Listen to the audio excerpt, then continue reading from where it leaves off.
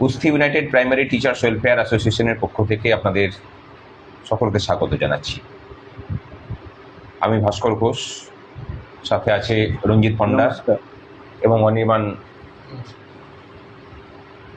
আজকে যে বিষয় নিয়ে আপনাদের কাছে এলাম সেটা হলো যে আপনারা জানেন যে গত 1 সেপ্টেম্বর সুপ্রিম কোর্টে একটা মামলা ছিল। সেই মামলার প্রেক্ষিতে হয়তো বলাই যায় যে অযাচিতভাবেই এটা রায় আসে যে যারা এখন প্রাথমিক এবং উচ্চ প্রাথমিকে শিক্ষকতা করছেন, যারা টেট পাস করেননি তাদেরকে টেট পাস করতে হবে।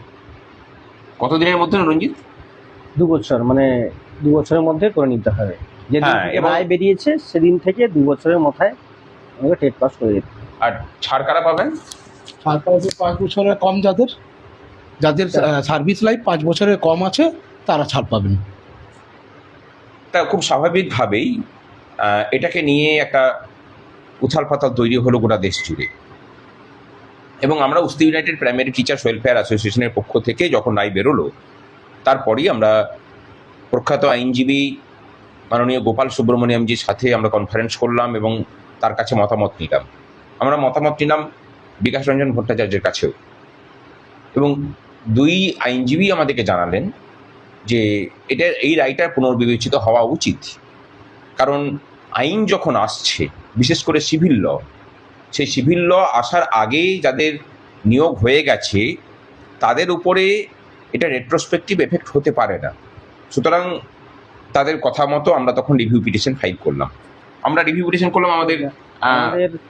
সংগঠনের যারা গভর্নিং বডি মেম্বার আছে আর কিছু স্টেট মেম্বার এবং জেলার মেম্বারদেরকে নিয়ে আমরা একটা ইন্ডিভিজুয়ালি আলাদা আলাদাভাবে রিভিউ পিটিশন করলাম। সেটা এখনও ওপেন কোর্টে আসেনি, পরবর্তীতে হয়তো আসবে কিনা ভাস্করদা অবশ্যই বলবেন, ব্যাপারটা ডিটেলসে ভাস্করদাই বলবেন, বলছেন। বিষয় হলো যে তখন আমাদের স্ট্র্যাটেজিক্যালি আমরা ঠিক করলাম যে আমাদের নেতৃত্বদেরকে দিয়ে আমরা একটা মামলা করাবো এবং সেই মামলাটা রিভিউ পিটিশন হবে।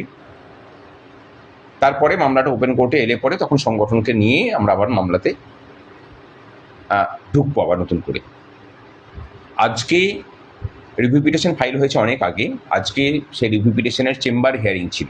এটা কিন্তু মাথায় রাখবেন, চেম্বার হিয়ারিং মানে মাননীয় বিচারপতিগণ তাদের চেম্বারের মধ্যে সমস্ত রিভিউ পিটিশনগুলোকে নিয়ে, তাদের যেগুলো সামারি হয় সেগুলোকে নিয়ে তারা বসেন, দেখেন, তারপরে তারা বিচার বিবেচনা করেন যে সেগুলোকে, মানে রিভিউ মানে বুঝতেই পারছেন পুনর্বিবেচনার কোনটা 1 তারিখে 1 সেপ্টেম্বরে যে রায়টা ছিল সেই রায়ের পুনর্বিবেচনা তারা করবেন কিনা, এবং সেই রায়ের পুনর্বিবেচনা চেয়ে রিভিউগুলোতে যে পয়েন্টগুলো তোলা হয়েছে সেই পয়েন্টগুলোর উপর ভিত্তি করে সত্যি করেই মামলাটার পুনর্বিবেচিত হওয়া উচিত কিনা তারা বিচারপতিরা সেটা বিবেচনা করেন। এবার আমাদের মামলার যে ফাইল হয়েছে, একটা ভালো কথা জানাই যে ভারতবর্ষের বিভিন্ন আইনজীবীরা তারা একটা কথা বলেছেন, মানে আমাকে পার্সোনালি জিজ্ঞাসা করেছেন যে আপনাদের মামলার ড্রাফটিং কে করেছে। এ কথা বলতে অসুবিধা নেই যে আমাদের মামলা ড্রাফটিং করেছে বিক্রম ব্যানার্জি, মানে এই মামলাতে আমাদের কন্ডাক্টিং লয়ার, মামলাটা ওই কন্ডাক্ট করছে।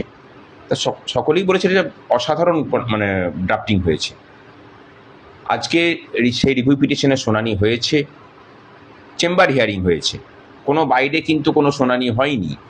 এটা অনেক পক্ষ থেকে বলা হচ্ছে যে বাইরে শুনানি হয়েছে, সব সম্পূর্ণ ভুল কথা। চেম্বার হিয়ারিং হয়েছে, সেই চেম্বার হিয়ারিং হওয়ার পরে তার মানে পরিণতি কি হবে সেটা কিন্তু রিজার্ভ আছে, অর্থাৎ রায় রিজার্ভ আছে যে সেটা ওপেন কোর্টে আসবে কিনা। কিন্তু আমরা যেভাবে মামলা মোকদ্দমা নিয়ে লড়াই করি তাতে একটা বিষয় আমাদের কাছে খুব পরিষ্কার হচ্ছে, আমরা বুঝতেই পারছি যে এই মামলাটা ওপেন কোর্টে আসতে চলেছে। তাই সকলে তৈরি থাকুন। সুপ্রিম কোর্ট থেকে যেহেতু আমাদের উপরে এই বোঝা চেপেছিল, আশা করি সুপ্রিম কোর্ট থেকে আমরা মুক্তি পাব। তবে ঐক্যবদ্ধতা এবং সংঘবদ্ধতা প্রয়োজন, এবং তার সাথে সচেতনতাও প্রয়োজন, বিশেষ করে পশ্চিমবঙ্গে। এখানে আপনি আমি বিপদে পড়লে আমাদের বিপদের আগুনকে আরও একটা গনগনে করে আমাদেরকে আরও কী করে ঝলসে মারা যায় তার প্রচেষ্টা কিন্তু সকলেই করেন। আপনি যখন জ্বলে মরে পুড়ে যাচ্ছেন তখন আপনাকে শীতল বাতাস দিয়ে কিভাবে একটু আরাম দেবে সেই মানুষের সংখ্যা কিন্তু খুব কম। আর আমরা সেই কাজটাই করি। নির্ভয়ে থাকুন, কথা দিচ্ছি যা কিছু হবে একসাথে লড়াই করেই আমরা এই বিপদের নদী পেরোবো। ভালো থাকবেন। একতাই বল, এটা সবসময় মনে রাখতে হবে। যদি আমরা ঐক্যবদ্ধ থাকি তাহলেই কিন্তু আমরা এই জয়টা ছিনিয়ে আনতে পারবো। অবশ্যই পারবো। আমরা আচ্ছা, প্রত্যেকেই ঐক্যবদ্ধই থাকতে হবে আমাদেরকে। একা একা কেউ কিছুই পারবে না, আমরা একা চেষ্টা করলে পারবো না। এই যে রিভিউ পিটিশন হয়েছে তার মধ্যে আমি একজন পিটিশনার, মানে উচ্চার নেতৃত্ব হিসাবে আমিও পিটিশনার। তো দেখা যাক কতটা আপনারা সঙ্গ দিন, কতদিন যাই দেখা যাক। আর এই লড়াইটা কিন্তু আমরা করছি শুধুমাত্র প্রাথমিক শিক্ষকদের জন্য নয়, লড়াইটা করছি প্রাথমিক শিক্ষক এবং উচ্চ প্রাথমিকের শিক্ষক শিক্ষিকা সকলের জন্য। ঐক্যবদ্ধ থাকুন, কথা দিচ্ছি সকলকে এই বিপদ থেকে রক্ষা করা যাবে। ভালো থাকবেন। ভালো থাকবেন, ধন্যবাদ।